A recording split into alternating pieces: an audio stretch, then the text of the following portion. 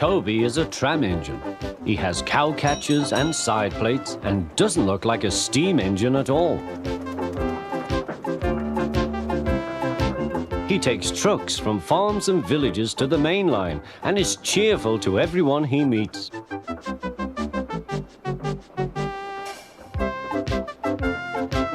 He has a coach called Henrietta, who has seen better days.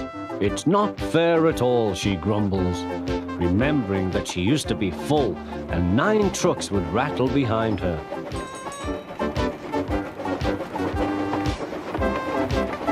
Now there are only 3 or 4, but the farms and factories send their goods mostly by lorry. Toby is always careful. The cars, buses and lorries often have accidents. Toby hasn't had an accident for years. The buses are crowded and Henrietta is empty.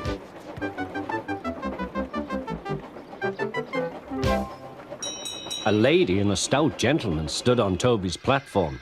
He was, of course, the fat controller, but Toby didn't know this yet. "Come on, grandfather," cried the children. "Do look at this engine."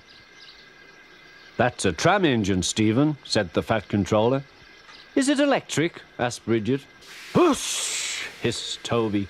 "Shh, shh," said her brother. "You've offended him." "But trams are electric, aren't they?" "They are mostly, but this is a steam tram." "May we go in it, grandfather? Please?"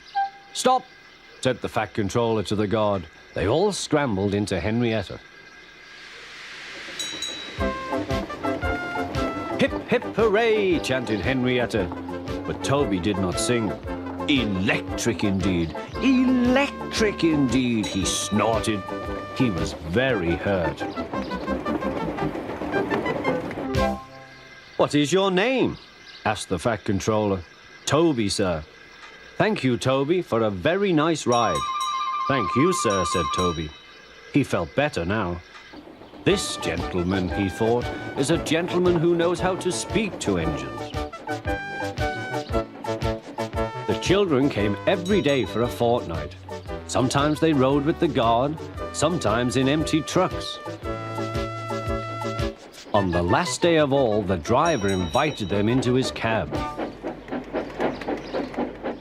All were sorry when they had to go away. And the fat controller and his family thanked everyone. "Come again soon," replied Toby. We will," called the children. And they waved till Toby was out of sight.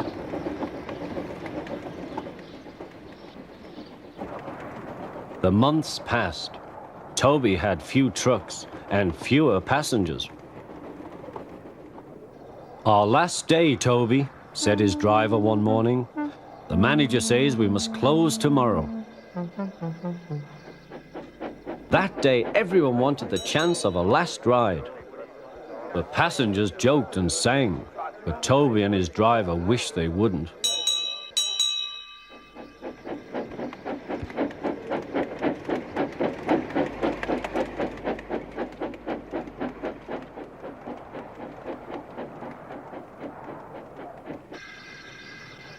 "Goodbye, Toby," said the passengers afterwards.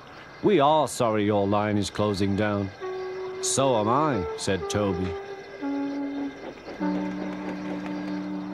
Nobody wants me, Toby thought, and went unhappily to sleep. Next morning, the shed was flung open, and he woke with a start to see his driver waving a piece of paper. "Wake up, Toby," they shouted, "and listen to this. It's a letter from the Stout gentleman." Toby listened but I mustn't tell you any more, or I shall spoil the next story.